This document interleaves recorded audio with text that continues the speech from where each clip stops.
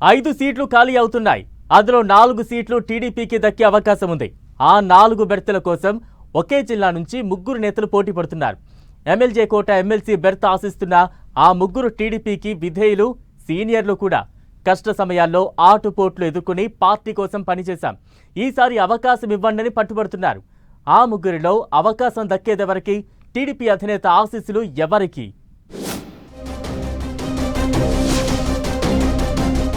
కృష్ణా జిల్లా నుంచి శాసన మండలికి వెళ్లేదెవరు?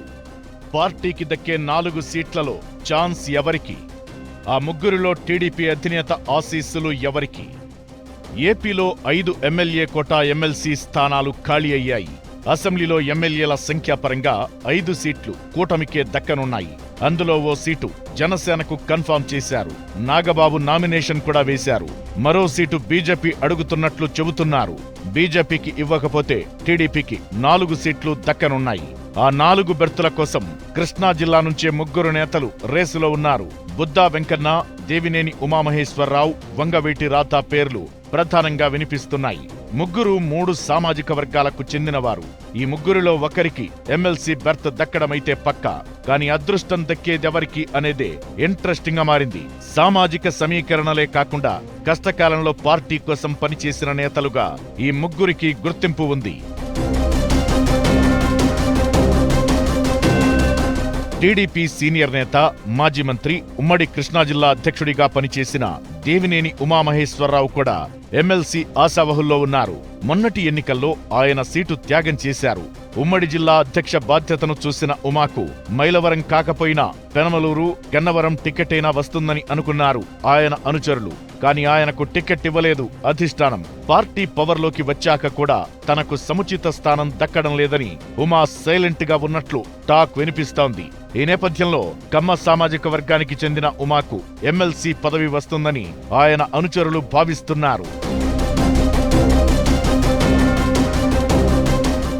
బుద్దా వెంకన్న వైసీపీ దాడులను ఎదుర్కొని విజయవాడలో పార్టీ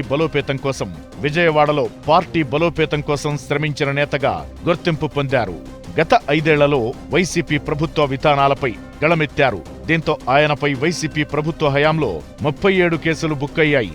విజయసాయిరెడ్డి, కొడాలి నాని, వల్లభనేని వంశీలకు గట్టిగా కౌంటర్లిస్తూ వైసీపీని ఎదుర్కొంటూ వచ్చారు. టీడీపీ ఆఫీస్, చంద్రబాబు ఇంటిపై దాడి సందర్భంలోనూ వైసీపీ నేతలకు ఎదురుగా నిలబడి తలపడ్డారు బుద్దా వెంకన్న. ఇక స్థానిక సంస్థల ఎన్నికల సమయంలో ఆయనపై దాడి జరిగింది. అలా ఎన్టీఆర్ జిల్లాలో బలమైన బీసీ నాయకుడిగా ఉన్న బుద్దా వెంకన్న ఎమ్మెల్సీ పదవిని ఆశిస్తున్నారు. ఎన్టీఆర్ జిల్లాలోని మరో ప్రధానమైన నాయకుడు వంగవీటి రాధాకృష్ణ. 2019 ఎన్నికలకు ముందు టీడీపీలో చేరిన ఆయన ఆ ఎన్నికల్లో పార్టీకి మద్దతుగా ప్రచారం చేశారు. అప్పట్నుంచి టీడీపీలోనే కొనసాగుతున్నారు. 2024 ఎన్నికల్లో కూటమికి స్టార్ క్యాంపెయినర్ గా పనిచేశారు వంగవీటి రాధా. వంగవీటి మోహన్ రంగా వారసుడిగా కాపు సామాజిక వర్గానికి చెందిన బలమైన నేతగా గుర్తింపు ఉన్న రాధాను ఈసారి తప్పకుండా ఎమ్మెల్సీ పదవి వరిస్తుందని ఆయన అనుచరులు భావిస్తున్నారు. కృష్ణా జిల్లాలో ఈ 3తో పాటు మరో ఒకరిద్దరి పేర్లు కూడా ఎమ్మెల్సీ రేసులో వినిపిస్తున్నాయి. పెడన నియోజకవర్గంలో బూరగడ్డ వేదవ్యాస్కు సముచిత స్థానం కల్పిస్తామని పార్టీ నాయకత్వం అప్పట్లో చెప్పింది. దీంతో ఆయన కూడా ఎమ్మెల్సీ పదవి వస్తుందని ఆశిస్తున్నారు. పెనమలూరు నియోజకవర్గానికి చెందిన గొట్టిపాటి రామకృష్ణ ప్రసాద్ కు ఎప్పుడూ నిరాశ ఎదురవుతోంది. ఎమ్మెల్యేగా బోడె ప్రసాద్, ఎమ్మెల్సీగా రాజేంద్ర ప్రసాద్ ఉండటంతో గొట్టిపాటి ఆశలు ఇప్పటి వరకు నెరవేరలేదు. న్యాయవాదిగా పార్టీ నేతల కేసులను వాదిస్తుండటంతో కొన్ని జిల్లాలకు పరిశీలకుడిగా వేశారు. పార్టీలో సీనియర్ గా ఉన్న గొట్టిపాటి పేరు కూడా ఎమ్మెల్సీ రేసులో వినిపిస్తోంది. ప్రధానంగా ఆ 3 నేతల్లో అవకాశం దక్కేదెవరికో మరో 1-2 రోజుల్లో తేలిపోనుంది.